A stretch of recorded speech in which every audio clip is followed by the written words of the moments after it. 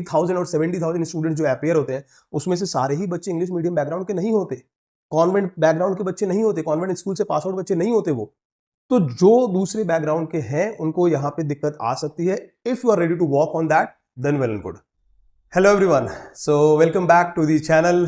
CLAT और AILET किसको target करना है, व्हाट टू टारगेट, किस तरीके से क्लैट के लिए, किस तरीके से एलिट के लिए, बेसिकली प्रिपरेशन के इतने टाइम के बाद अभी तक आइडिया तो मिल ही गया होगा that what is CLAT and what is elite.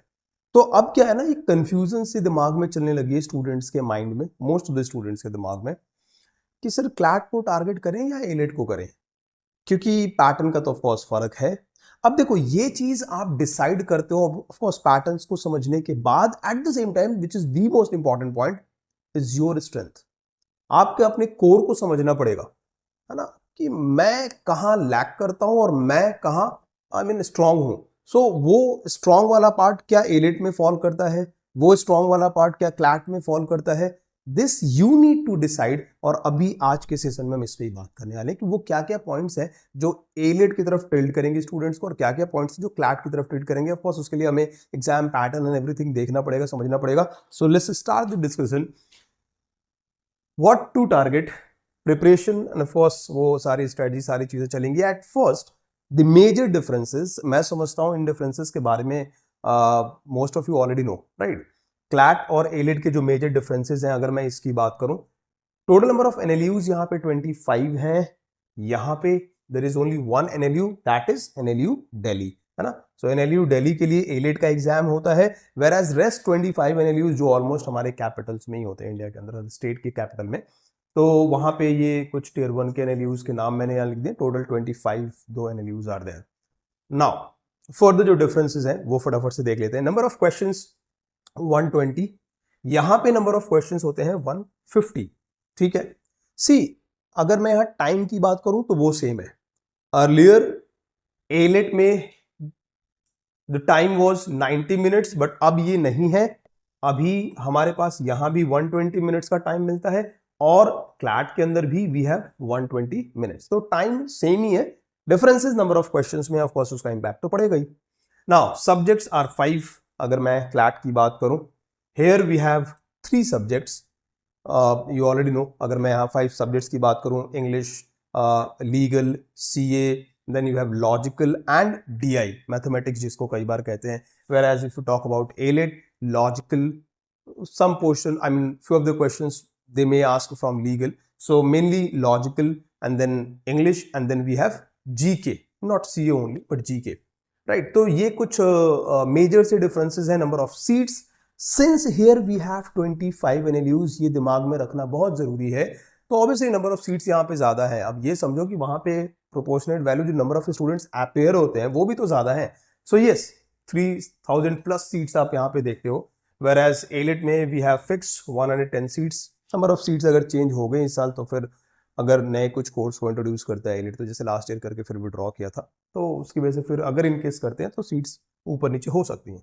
सो ये कुछ मेजर से डिफरेंसेस हैं। पहले तो ये दिमाग में आपको रखना ही पड़ेगा, यहाँ पे मुझे 3 सब्जेक्ट्स के ऊपर काम करना है। Here we have to work on 5 subjects, so this is the main difference. 150 questions, 120 minutes, which means we do not have even 1 minute per question, जबकि यहाँ आपके पास 1 मिनट मिल जाता है क्लैट के पेपर में, राइट। ये कुछ मेन डिफरेंसेस हैं। तो अब ये स्टैंडर्ड वाली बात होगी कि आप यहाँ पे अपने आप को एनालाइज करते हो, जज करते हो अपने आप को। सेल्फ एनालिसिस इंपॉर्टेंट, कि क्या मेरी स्पीड अच्छी है, क्या मेरा वो जो कंट्रोल कमांड है सब्जेक्ट्स के ऊपर जो यहाँ है और जो यहाँ है, इनमें से किस तरफ ज्यादा है। अब अगली बात वही है, अगली डिस्कशन जो है वो वहीं पे होगी, क्योंकि this is related to your preparation. अभी तक आपने एनालाइज कर लिया, समझ लिया, अब आगे फर्दर की जो स्टोरी है वो प्रिपरेशन के regarding, the preparation part pattern difference के बेसिस पे हम समझने की कोशिश करेंगे। और सबसे इंपॉर्टेंट पॉइंट यहाँ पे, see in CLAT questions are basically comprehensive, कहते हैं ना पैसेज बेस्ड क्वेश्चंस, और ये अभी दुनिया जानती है, which means it is very very clear that those who are having, है ना, इंग्लिश बैकग्राउंड और इंग्लिश मीडियम स्टूडेंट्स के लिए ये करना is much much easier than student having Hindi medium background. Getting my point? क्योंकि उसका बेस ऑलरेडी बेटर है, बेस्ट की तरफ है वो। और बेस का मतलब उसकी एटलीस्ट रीडिंग, अंडरस्टैंडिंग पैसेजेस के रिगार्डिंग बहुत हाई लेवल पे है।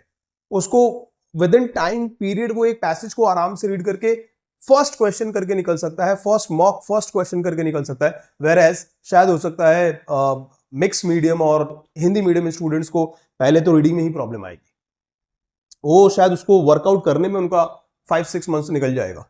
सो this is very important to identify this that whether I am good at least in reading, बोलना ना बोलना इज समथिंग एल्स, स्पीकिंग कैसे डजंट मैटर, आपकी रीडिंग कैसी है, पैसेजेस के रिगार्डिंग अंडरस्टैंडिंग कैसी है। Now reading doesn't mean that I can read, no, वो स्पीडी रीडिंग चाहिए, वो speedy reading understanding and then comprehend करने वाला मैटर भी, बिकॉज ये बहुत इंपॉर्टेंट रोल प्ले करता है बेटे क्लैट के अंदर। ये चीज आप सबको बहुत अच्छे से समझना है। एंड आई नो 80,000 और 70,000 स्टूडेंट जो अपेयर होते हैं उसमें से सारे ही बच्चे इंग्लिश मीडियम बैकग्राउंड के नहीं होते, कॉन्वेंट बैकग्राउंड के बच्चे नहीं होते, कॉन्वेंट स्कूल से पास आउट बच्चे नहीं होते वो। तो जो दूसरे बैकग्राउंड के हैं उनको यहाँ पे दिक्कत आ सकती है। If you are ready to work on that, या वो आप इंप्रूव कर पा रहे हो और कर लिया है, then well and good, right. So यहाँ पे जो क्वेश्चंस होंगे वो पैसेज वाले होते हैं। एलेट की अगर मैं बात करूं, नॉलेज बेस्ड पेपर होता है, ये एनालिटिकल चीजें होती हैं, लीनियर क्वेश्चन जिसे हम कहते हैं ना, सब्जेक्ट मैटर ज्यादा करता है इसमें, सब्जेक्ट मैटर के साथ साथ रीडिंग भी मैटर करेगा, ठीक है। तो यहां पे एलेट में आपका जो सब्जेक्ट नॉलेज है ना वो मैटर करेगा। एज सच कॉम्प्रिहेंसिव पेपर ये इतना नहीं होता, इंग्लिश सेक्शन में जरूर कॉम्प्रिहेंशन होते हैं बट पूरा का पूरा पेपर कॉम्प्रिहेंसिव नहीं होगा। नाउ नेक्स्ट पॉइंट जो 90% लॉ स्टूडेंट्स की वीकनेस है, दैट इज मैथमेटिक्स, है ना, डीआई। तो अब क्लैट में अभी भी देखो डीआई तो है, 10 to 12 questions out of 120, 10 to 12 questions DI के वो रखते ही हैं। वेयर एज आज के डेट में एलिट के अंदर there is zero question, not even a single question they used to ask from mathematics. There was a time 2022 के पहले, इनकेस किसी ने अगर प्रीवियस पेपर देखा है तो उसको पता है, they used to ask 10 questions from mathematics as well. वो अर्थमेटिक मैथ्स होती थी। यहाँ पे जो मैथ्स होती है quantitative aptitude is hardcore DI, और इसमें भी डीआई के अंदर भी आप ये चीज समझना, they won't ask that pie chart, bar chart and all. वहां इस टाइप के क्वेश्चन के अंदर आप देखोगे वो केसलेट देते हैं मैथ्स में भी, ठीक है। तो उसमें भी थोड़ी बहुत रीडिंग तो होती ही है। नाउ एक जो अगेन एनालाइज करने वाली बात है वो ये, there are 5 subjects and almost each subject are having, मतलब मैथ्स को अगर मैं छोड़ दूं तो बाकी के जो रेस्ट ऑफ द सब्जेक्ट्स है ऑलमोस्ट सेम वेटेज है। फॉर एग्जाम्पल अगर लीगल की बात करो 32 क्वेश्चन लास्ट ईयर पूछे गए थे, सीए से 28, फिर रीजनिंग एंड इंग्लिश में 24 क्वेश्चंस ही पूछते हैं, 24 क्वेश्चंस रख लेते हैं वो। तो ऑलमोस्ट सेम वेटेज है, 2-4-5 नंबर का डिफरेंस होता है इन 4 सब्जेक्ट्स में, mainly there are 5 subjects, right. तो ऑलमोस्ट इक्वल वेटेज है। इसका मतलब क्या हुआ, आपको हर सब्जेक्ट पे इक्वली काम करना पड़ेगा, हर सब्जेक्ट को इक्वली ऊपर उठा के लेके आना पड़ेगा। और यहाँ वो टारगेटेड स्कोर भी मैटर करता है कि मेरे दिमाग में कौन सा स्कोर चल रहा है, कहां तक मेरे को जाना है, उसके अकॉर्डिंग हर सब्जेक्ट में वो आपको स्कोर को पुश करना पड़ेगा। वेयरएज अगर मैं यहाँ एलेट की बात करूं तो देखो पहली चीज तो ये कि मैथ्स यहाँ पे होती ही नहीं है, होगी। लीगल के कुछ क्वेश्चंस वो पूछ सकते हैं, नहीं भी पूछ सकते हैं। रीजनिंग सेक्शन के अंदर ही लीगल के शायद कुछ क्वेश्चंस, दैट टू प्रिंसिपल और फैक्ट वाले जो क्वेश्चंस होते थे वो उस टाइप के क्वेश्चंस वो पूछ सकते हैं। यहां पे अगर मैं आऊं तो जो वेटेज है वो लॉजिकल एंड इंग्लिश की सबसे ज्यादा है। 70 क्वेश्चंस अगर लीगल पूछा तो कुछ लीगल भी, 70 क्वेश्चंस वैसे लॉजिकल से and 50 questions are there from English. So overall 120 questions तो इन्हीं दोनों सेक्शन से हो जाती हैं। अब यहीं पे वो कैच है, कैच क्या, if someone is good in logical at the same time ही और she is good in English, comprehend वगैरह कर पाते हैं, कॉम्प्रिहेंशन से कोई प्रॉब्लम ऐसा नहीं है, मैं समझता हूं उसको एलिट तो टारगेट करना ही चाहिए, ना का तो कोई सीन ही नहीं है फिर यहाँ पे, है ना, कि एलिट को छोड़ रहा हूं सर मैं, उसको तो करना ही करना चाहिए। यू हैव टू क्लैट कर रहे हो इज फाइन, बट अगर ये दोनों सब्जेक्ट्स आपके अच्छे हैं, you are strong in this, and of course you should go for AILET. Mark my word और भूलना मत, don't forget AILET NLU Delhi India's second और थर्ड बेस्ट लॉ कॉलेज के अंडर काउंट होता है ना, कभी सेकंड कभी थर्ड वो अलग चीज है, और नॉर्मली सेकंड पे तो खैर एनएलयू दिल्ली है ही है। तो ये डिसाइडिंग फैक्टर्स होंगे, ये प्रिपरेशन के अंदर आपको इन चीजों को दिमाग में रखना पड़ेगा। अब यहीं से आपका टिल्ट शुरू होता है, जिस तरफ आप ज्यादा स्ट्रॉन्ग फील करोगे उस पेपर की तरफ आप झुके जाओगे। ये फैक्ट है, ये फैक्ट है। If I am not good in legal और जैसे करंट अफेयर सीए, तो शायद मैं क्लैट की तरफ इतना स्ट्रांग फील नहीं करूंगा।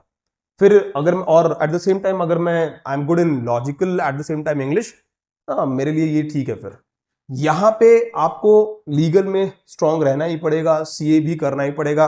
With that legal and CA logical at the same time English भी आपको ठीक ठाक रखनी पड़ेगी, राइट? तभी जाके वो ओवरऑल स्कोर जो है वो डिसेंट सा स्कोर निकल के आएगा। एंड अब यहीं पे आगे की कहानी होती है कि सर वो स्ट्रैटेजी वाला पार्ट कैसे डिसाइड करें। तो अब ये कंप्लीटली आपके कहते हैं ना, आपकी खुद की डिसीजंस होंगी। यहाँ पे जो सजेशंस आती हैं, जो आपका काम है स्ट्रैटेजी पे काम करना, सबसे पहले अपने सब्जेक्ट्स को समझो, आपके अपने स्ट्रॉन्ग जोन को समझो, स्ट्रॉन्ग पॉइंट्स को समझो। Good in logical, good in English, fine, I am good in C as well. तो फिर ठीक है, आप एलिट को जरूर कंसिडरेशन में रखो, क्लैट तो देना ही है, ठीक है फाइन, बट एलिट को भी कंसिडरेशन में रखो, छोड़ो मत। आई am good in legal, I am good in CA and I am good in mathematics. Sir logical और इंग्लिश जो है वो इतनी ठीक नहीं है, तो क्लैट को तो कंसिडरेशन में रखो ही रखो। हाँ, उस केस में मैं ये कह सकता हूँ कि एलिट शायद मुश्किल है, शायद मुश्किल है, बहुत मुश्किल है फिर, क्योंकि वहां तो लॉजिकल और इंग्लिश ही है मेन सब्जेक्ट, राइट? तो आपको अपने सब्जेक्ट्स को टारगेट करना पड़ेगा इन एग्जाम्स के पॉइंट ऑफ व्यू से। एंड नेक्स्ट पॉइंट जो कि सबसे इंपॉर्टेंट है, हमेशा मैं स्टार्टिंग में स्टूडेंट्स को कहता हूं कि मार्क दैट स्कोर और सेट दैट स्कोर जहां तक आप जा सकते हो, या फिर मैंने कॉलेज सेट किया हुआ है तो सर उसके अकॉर्डिंग वो स्कोर क्या होना चाहिए। टियर 1 टारगेट किया हुआ है, 90 प्लस का स्कोर तो चाहिए ही चाहिए, any how 120 out of 120 CLAT के अंदर। सो सेट दैट स्कोर और set that your desire college so that आप उसके स्कोर तक आप पहुंच सको। जैसे अगर एलिट की बात की जाए, समवेयर अराउंड 110 115 इज फाइन, आप आराम से एलिट में जा सकते हो। Here I am not talking about the category students, ये बात जनरल की हो रही है, जनरल स्कोर के पॉइंट ऑफ व्यू से बात कर रहा हूं। तो स्कोर को आइडेंटिफाई करना बहुत जरूरी है, जिससे कि वो डिजायरेबल कॉलेज में आपका सिलेक्शन हो सके। अगर एलिट है, एनएलयू दिल्ली है, तो क्या स्कोर होना चाहिए। एट द सेम टाइम अगर सर क्लैट के एनएलयूज हैं, तो फिर टियर 1 है, टियर 2 है, या कोई भी एनएलयू चलता है फाइन। अगर कोई भी एनएलयू चलता है तो ठीक है, 80 82 में भी सिलेक्शन हो जाना है, ठीक है। एंड देन ये पार्ट बहुत इंपॉर्टेंट है। अब इसमें देखो दो बातें हैं, एक तो मॉक और फिर उसके बाद ये वाली चीज। बहुत सारे स्टूडेंट्स इस टाइम पे, हमारे पास भी स्टूडेंट्स ऐसा कर रहे हैं और शायद हर जगह कर रहे हैं, क्या मॉक्स दे रहे हैं, ये नहीं करते। तो यही सबसे बड़ा फेलियर है आपका। दूसरी चीज, एलिट भी देना है लेकिन क्लैट के ही मॉक्स आप लगाए जा रहे हो, शायद कभी मूड है तो एलिट भी दे दिया। ऐसा नहीं होना चाहिए, क्योंकि पैटर्न का फर्क है। सी भी थोड़ी देर पहले डिस्कस किया था ना, कॉम्प्रिहेंसिव एंड लीनियर, तो उसका फर्क है। एलिट और क्लैट के पैटर्न का फर्क है। चाहे आपने सिलेबस कवर कर लिया है इज फाइन, बट आपको मॉक्स तो दोनों ही देने पड़ेंगे और रेगुलर देने पड़ेंगे। मैं समझता हूं वीकली मॉक क्लैट का एक, और अगर एलिट भी वीकली एक हो जाए तो वेल एंड गुड। अगर एक वीक में भी नहीं तो कम से कम अभी फिलहाल फोर्टनाइट पे एक रख लो, फिर एक आधे महीने बाद उसको भी वीकली करना पड़ेगा एलिट को, अगर आप एलिट डेडिकेटेड और सीरियसली अपने कंसिडरेशन में रखते हो, टारगेट में रखते हो तो। सो एनालिसिस इज इंपॉर्टेंट, सिर्फ मॉक देने से बात नहीं बनती, चाहे वो एलिट का मॉक हो या क्लैट का मॉक हो, ठीक है। तो इस तरीके से आई गेस डिसाइड कर पाओगे शायद क्लैट या एलिट। आज के लिए इतना ही, टेक केयर, बाय।